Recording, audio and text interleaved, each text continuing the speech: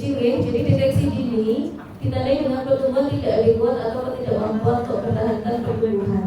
Jadi panjenengan kalau melihat kulit panjenengan itu ada yang kecil sekali, ada yang gede sekali, ada yang kurang beratnya, ada yang terlalu besar.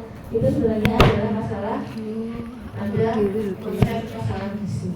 Jadi termasuk stunting, kenapa butuh perhatian? Karena stunting ini kalau tidak dibutuh sekarang maka akan menjadi masalah sampai ke turun-temurun. Jadi dalam pelatihan yang kami dapatkan, stunting itu bisa menurun sampai dengan 3 generasi ibu. Dan itu jalurnya adalah jalur ibu. Jalur ibu. Coba panjenengan mulai mengamati diri kita sendiri di sana. Misalkan saya kecil, ibu saya, mbak saya, bahir saya, apakah juga kecil? Kecil. Ya sudah terjawab kan? Saya awalnya juga tidak tahu kalau ternyata ini menjadi faktor keturunan. Ternyata yang menurutku tidak semata-mata karena kromosom, genetika dan sebagainya. Ternyata nutrisi itu bisa dibentuk mulai sekarang dan menentukan sampai generasi kita berikutnya. Jadi tinggi tidaknya putra panjenengan itu tergantung dari ibu. Walaupun gen itu ada, walaupun istilahnya semua Jawa itu bakate di, bakate lembu, bakate cilik, bakate dhuwur. Tapi kalau masalah gizi ini demikian.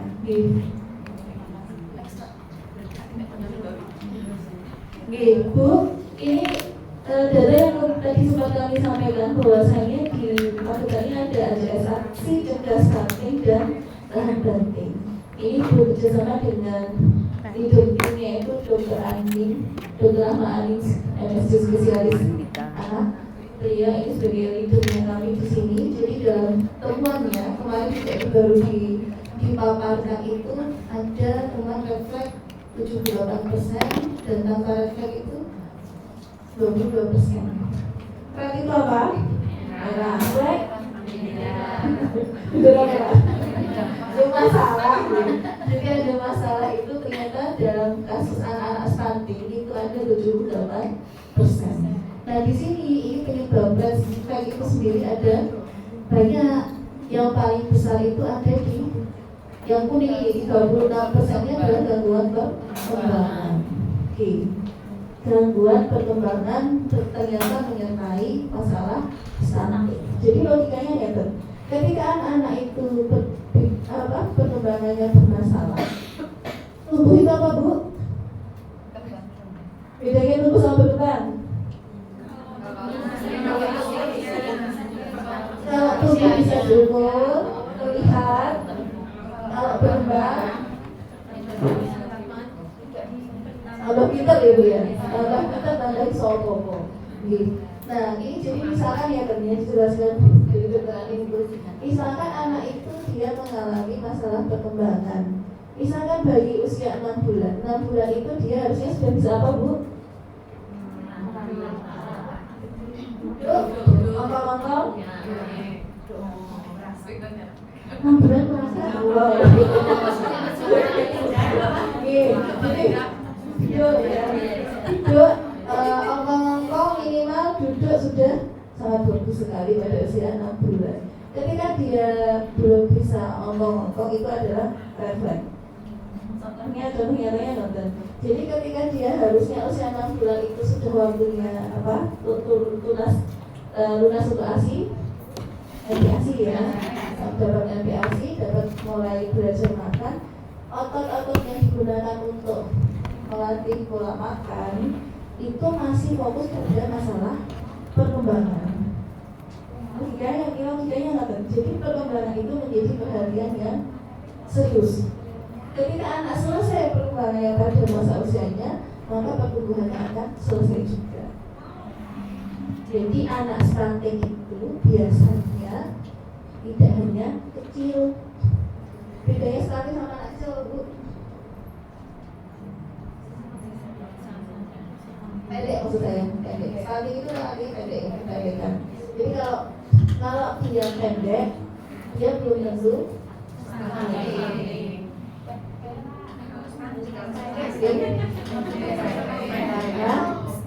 stunting itu biasanya membawa masalah. bibinya kecil tapi tidak gitu.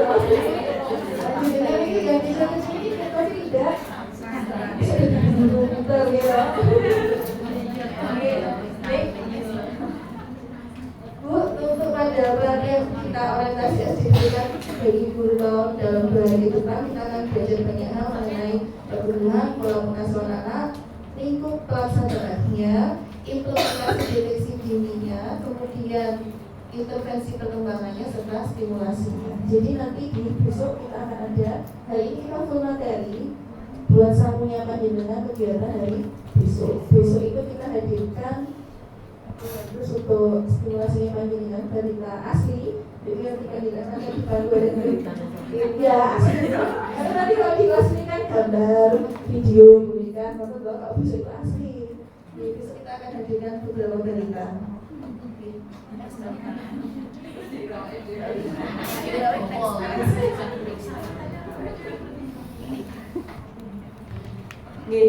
Ini singkat saja. Jadi kita menuju Indonesia Pas 2045 di mana persiapannya itu mulai dari sekarang. Sekarang 2025. 2045 berapa tahun lagi, Bu? 20 tahun lagi. 20 tahun lagi kita akan menghadirkan calon-calon pemimpin bangsa yang sekarang sudah usia berapa? Ya. 20 tahun ke depan itu pemimpin kita itu sekarang mulai berapa? 20-an. Ini 40 jadi presiden Bu.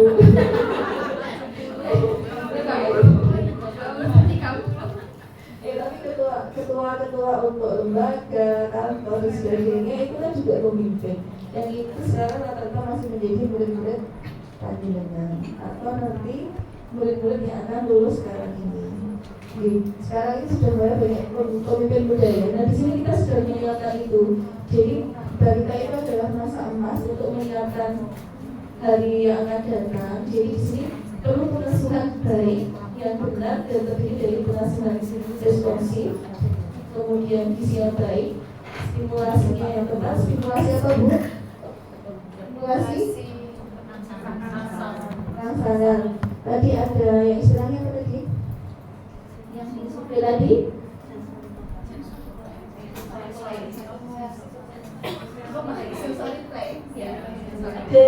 Istilahnya tadi sensory play tadi ya.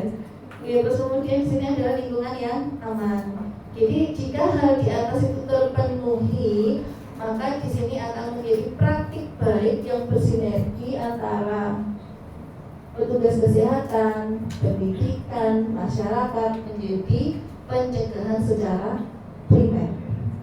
Jadi kalau dulu kita hanya mengenal nasi, jagung dan sebagainya itu makanan primer, sekarang kebutuhan masa depan itu ada kebutuhan primer yaitu menyiapkan kualitas dari masing-masing pribadi itu sendiri.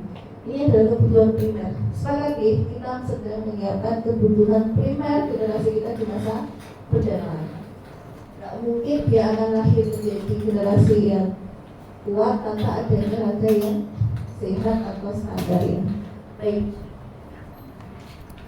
Di sini pencegahan sekunder ini kita akan memulai dari melakukan pemantauan pertumbuhan dengan tekniknya dulu. Nanti akan dipelajari di sini.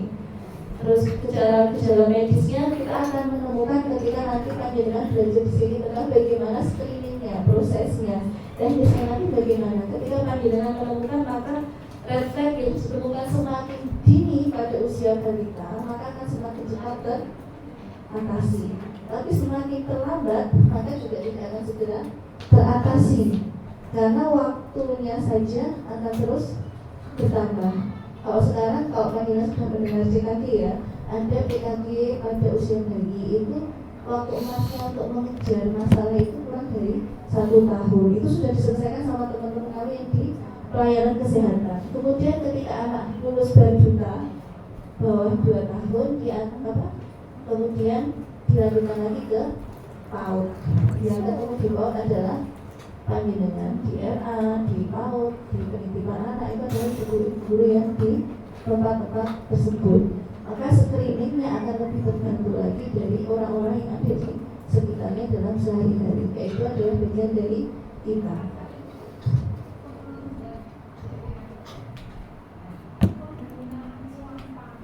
Jadi ini nanti Bu, secara umum tadi panjenengan ada istilah apa? KM? KMPE. Apa sih? Apa sih? Koordinator BPPH apa sih? Nanti akan disampaikan oleh KS KPSB. Ya,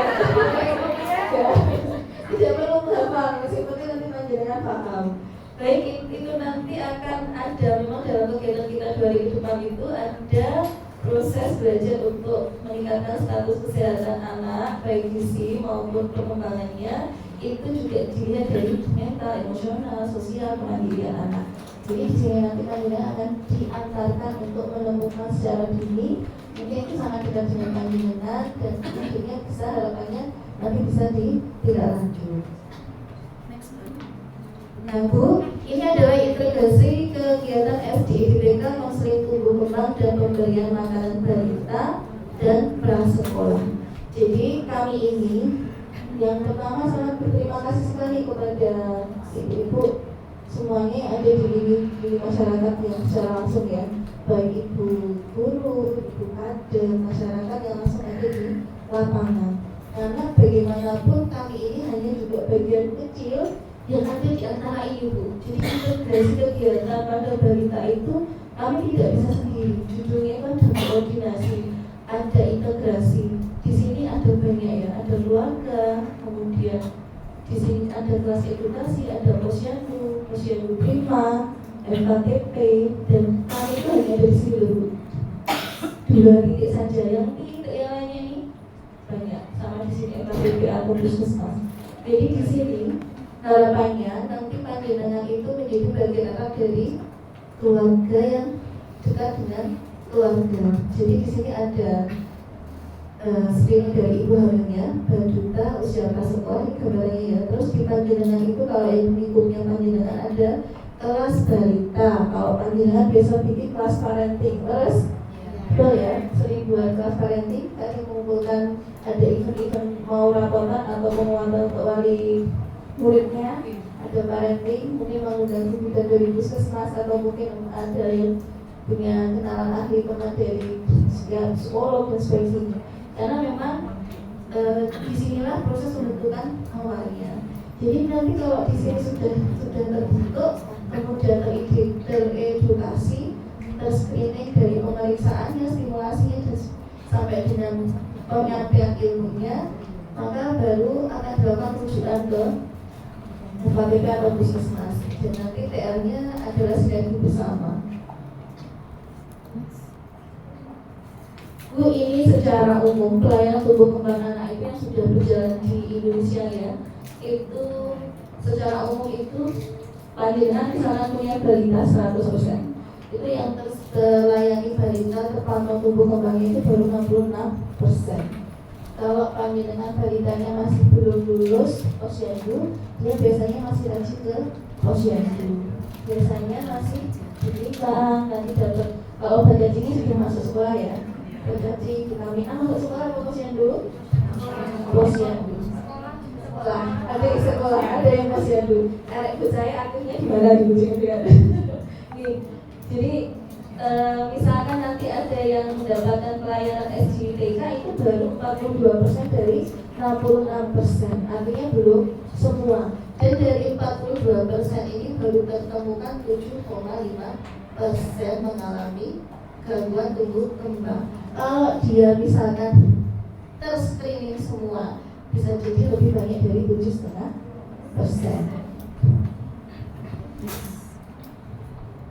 Nah di sini sejak 2007 ini IDAI maupun kementerian ini sudah mulai mengintervensi, sosialisasi, mengajarkan, mengajak, bahkan turun sendiri itu dengan kegiatan SDIDPK. Jadi ini sudah menjadi gerakan bersama. Dengan demikian ketika gerakan ini dilakukan bersama, akan ada semua bayi balita apras itu mendapat pelayanan SDIDPK. Izin untuk FSC kita akan bedakan sudah usia anak-anak ya. Kalau bayi itu 0 sampai 11 bulan. Kalau dia 12 bulan kurang 1 hari masuknya bayi atau balita. Atau balita. Bayinya dari balita ya. Ini 0 sampai 11 bulan bayi. Kemudian 12 bulan balita. Terus kemudian 60 sampai 72 apras. Soalnya Bu, ini ya bayi ini dia saat ulang tahun itu sudah lulus bayi. Tahu ya, sudah lulus bayi. Terus kalau dia balita sudah ulang tahun di usianya ke berapa? 5 atau 60 bulan, berarti dia sudah lulus balita. Berarti dia kemudian masuknya di mana? Apras. Apras sekolah.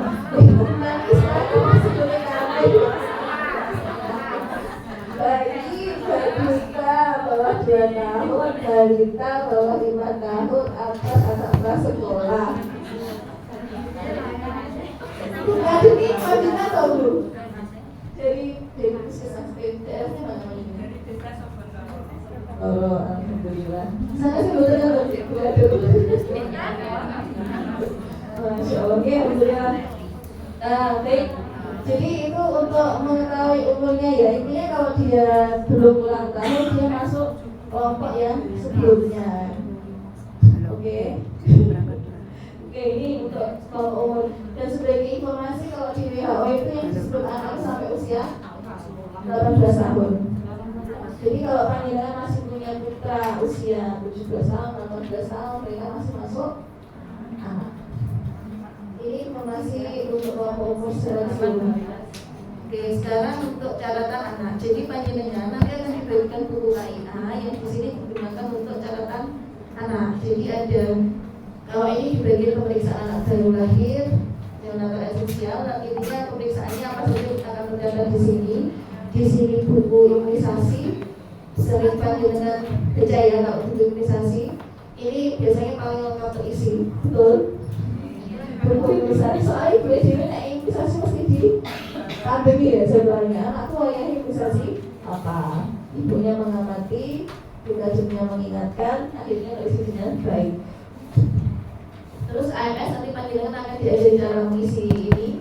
Terus kemudian ini nanti akan digunakan untuk screening SDDK-nya.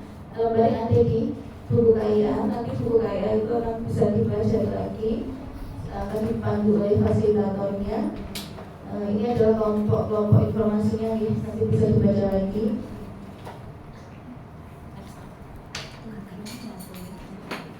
Ini gambaran pemantauan pertumbuhan balita melalui pengukuran antropometri. Jadi tadi yang panjenengan ceritakan semuanya itu bagian dari pengukuran antropometri. Jadi panjenengan tadi ngetiknya Bu, mengukur tingkat kepala, mengukur tinggi badan, mengukur berat badan. Namanya apa Bu? Antropometri. Nah ini untuk mengenal saja, teknisnya nanti bersama fasilitator. Nah ini nanti ini yang akan kita upload nih tentang pemantauan perkembangan menggunakan buku KIA. Oke, ini yang diisi oleh petugas, dipandu sama petugas nanti. Oke, jadi tujuan umumnya adalah kita akan memeriksa semua balita 0 sampai 5 dan anak prasekolah 5-6 tahun mendapatkan pelayanan SDID-TK agar bertumbuh dengan optimal sesuai potensi yang dimilikinya. Dan kemudian tujuan khususnya tersedianya SDM pendukung selain nakes, karena itu tadi Bu, kami itu tidak bisa menjangkau sampai dengan level terdekat dengan masyarakat. Yang ada di sana adalah masyarakat itu sendiri, termasuk yang sehari-harinya dengan anak-anak kita. Kemudian terselenggaranya kegiatan SDID-TK di PAUD RATK, tersedia terselenggaranya jejaring alur rujukan. Nanti rujukannya bagaimana juga akan dibahas di kemudian. Oke, landasan hukumnya.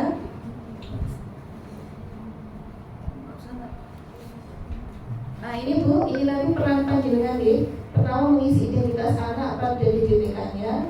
formulir deteksi dini tumbuh kembang DDTK. Terus kemudian melakukan pengukuran berat badan, tinggi badan, mengisi kuesioner. Tadi ada di pemeriksaan yang sudah dijalankan, memeriksa telinga, memeriksa penglihatan, itu sudah ada ya. Ini kita istilahnya adalah TDP dan TDM, tes daya dengar, tes daya lihat. Hanya ya, oke, banyak istilahnya ya. Tes daya dengar, tes daya lihat. Kemudian di sini menuliskan hasilnya dan memberikan edukasi motivasi improvement-nya.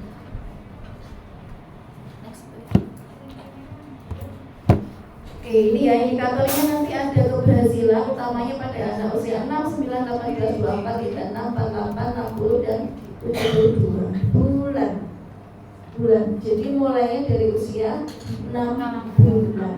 6 bulan ini ada di bidang desa, 9 bulan sampai 18 bulan. Sekitar usia 36 itu masuk ke PAUD. Betul? Bulan jenengan paling cilik umur kita Bu? 2 tahun, betul ya. Paling sebelumnya berarti masuk di pendidikannya. Terus kemudian semua balita anak prasekolah pertumbuhan yang tidak normal atau tidak optimal akan bisa mendapatkan deteksi dini dan kemudian akan ada intervensi. Intervensi itu tindak lanjutnya nanti akan diapakan, baru bisa diobati atau dilatih sesuai dengan kebutuhannya, baik secara latihan saja atau nanti perlu pengobatan medis juga.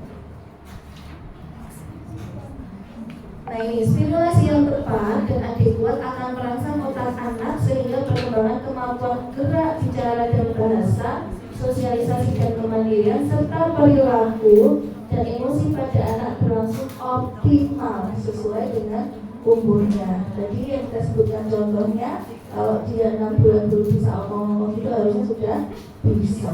Harusnya di usia berikutnya 9 bulan itu sudah selesai ketika dilakukan SDID TK. Jadi pada tes berikutnya itu sudah teratasi. Tapi kalau tidak ada screening, bagaimana bisa mengatasi? Ini demikian.